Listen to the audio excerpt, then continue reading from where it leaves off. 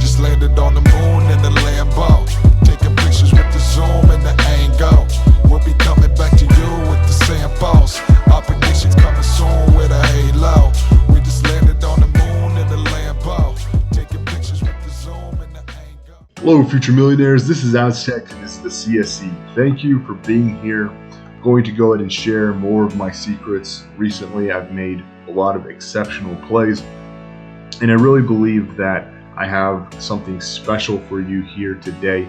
We'll go ahead and kind of give you a real quick recap of the markets where I think we're going in the short term, and we'll go over token metrics, kind of give you two projects that I find that will probably perform very well in the case that we get a nice little dip.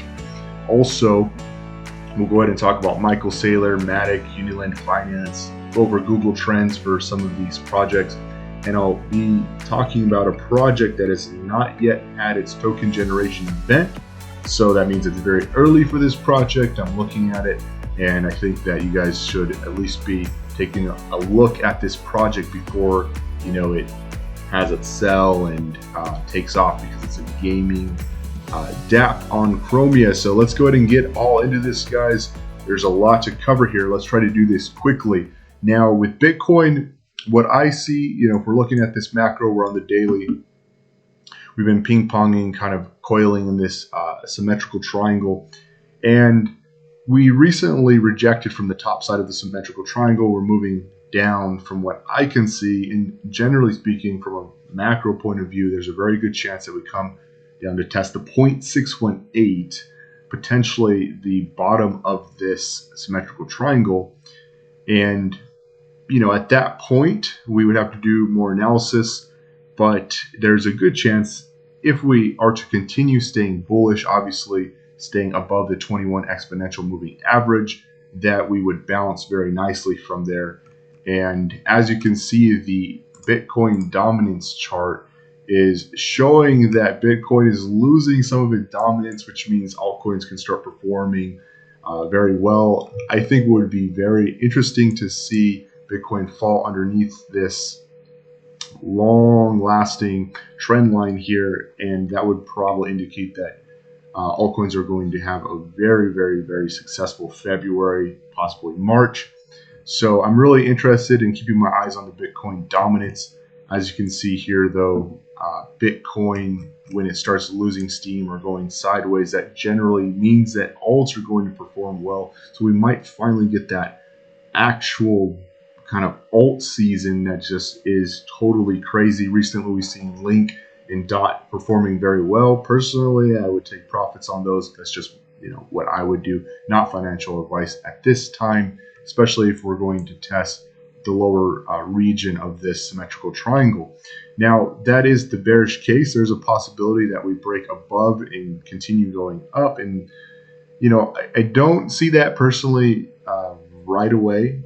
But if we were to see, higher highs, break the resistance at $42,000, we'd probably come up to that $47,000, which is the 2.618 of the up fib. This is the projection that the fibs would give us the next high.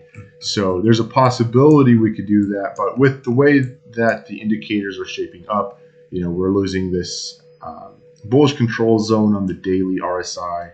There is selling pressure showing on the histogram of the MACD. We did get a sell signal recently, and even the Stokes giving us a small sell signal here. The confluence is suggesting that we are headed down, even on the hourly. So on the short term, you can kind of see that we are losing steam. The buying pressure is subsiding, and the Stokes are headed down. Really, we're kind of neutral on the RSI, but overall, this would probably suggest that we're just going to test, the lower side of the symmetrical triangle. Again, there's always a potential we break down. And in that case, the next major support is right around $28,000, and that would be right at this area right here, this last low. I would definitely think that if we didn't bounce from here around the 0.618 or the lower side of this symmetrical triangle, that we would definitely bounce, even if it was a dead cat bounce at $28,000 area. So that's kind of my general overview. Personally, I think in the short term we're moving down towards this portion of the symmetrical triangle. So that's Bitcoin, and even the token metrics data for Bitcoin. This is the AI driven technology and analysis is suggesting that we're moving down sideways. They're saying towards the end of the month we might see lows of $28,000. You know, that's overly bearish. Obviously, Bitcoin has been outperforming the dotted line here, which is the AI's prediction. So, you know, are we really going to see that overly bearish area and move sideways? Technically, if we do, then that just means that, in my opinion, all coins will have a chance to perform very well coming into February. So, you know, I wouldn't consider this a bearish thing. Like overall, we're going into a bear market. I would more consider this more bearish for Bitcoin and bullish for alts potentially. And that is obviously exciting because the life-changing money really isn't altcoins, you know, when they rally, if you can catch them. So the projects that I'm looking at would be Bitcoin Cash and Ethereum Classic. So as you can see here, the AI is suggesting that we're still undervalued for Ethereum Classic and Bitcoin Cash as well. And if you look at the technicals for Bitcoin Cash and Ethereum Classic, they both look very strong for altcoins. I think they would still see downside with the overall sell-off of Bitcoin. But in the case that we bounced off that lower side of the symmetrical triangle, there'd be a really good chance that these two altcoins perform extremely well, at least from a technical standpoint, also from, you know, an AI standpoint. So, you know, I'm looking for those undervalued coins. I'm not looking for Link and Dot right now. I'm looking for Bitcoin Cash, Ethereum Classic, these kind of projects. In the case that we get everyone's talking about Tether, you know, it's bearish. If we're looking at that, guys, with that, you know, what that would do to me, if we get something really bearish coming out of the, you know, legal framework of Tether, it will probably move people out of Tether and into alts and Bitcoin, potentially pumping the market. And more likely it would be alts, in my opinion. Nothing I say is financial advice. And in that case, it would be bullish in the short term at least. So there's definitely that news that we need to look out for. And wouldn't it be interesting if we moved towards the bottom side of this symmetrical triangle and then Tether news came out, you know, and kind of pumped us, you know, up towards the top of this symmetrical triangle. It'd be very interesting to see what happens, you know, in that case. But overall, you know, I don't like to do too much speculation. You know, what we're ultimately seeing, in my opinion, is that we're losing a little momentum and that we're probably going to test the bottom side of the symmetrical triangle. So overall, nothing has really changed at this point. You know, Tether news hasn't affected anything overall. And the fundamentals, institutions, you know, they're all still here. You have Michael Saylor still extremely long on Bitcoin. That's not great for, let's say, Ethereum, Bitcoin Cash, or Litecoin necessarily, but that's great for Bitcoin, and that's great for the market because that means that the big elites, the big players, they are still bullish long term for Bitcoin. And as you can see here, Michael Saylor said, Bitcoin is money, everything else is credit. Even though that's very maximalistic type statement that I don't subscribe to, I still find that you know, it's bullish for the overall market with, you know, guys like Michael Saylor saying these kind of things and being bullish on Bitcoin overall. Now, Matic Network, I have to say, guys, they've been doing some amazing work. Obviously, phase 3, full decentralization, all of that still going on. They're making great strategic partnerships, and as you can see, they've had a lot of AMAs recently. And they're working with really big projects like Neon District, which is a gaming dApp, and also EasyFi Network, which is a project I covered a long time ago before it went on Binance. They're also working with QuickSwap. You know, these are protocols that have launched on Layer 2 Matic. And what's very interesting, obviously, I made a video about QuickSwap and Ape Gotchi, how they're working together. Ape Gotchi's moving over to Matic. QuickSwap being the Uniswap of Layer 2. I'm very bullish on Quick in the in the macro kind of long-term view, just because if big projects like Ave are moving over to Matic potentially, and more dexes move over, that kind of positions QuickSwap with its community to have some really great big partnerships coming. And Quick being extremely undervalued, such a low market cap, I think it's really interesting. I'm not saying jump into it, but I'm saying Quick in and of itself and QuickSwap are very interesting in catching my attention. Obviously, Matic's working with big gaming projects like Decentraland, and overall, Matic, its whole narrative, being that fees are expensive on Ethereum and that it's needed, and Ethereum 2.0 isn't coming out. It's all still bullish. I'm extremely bullish on Matic in the future, especially going throughout this year.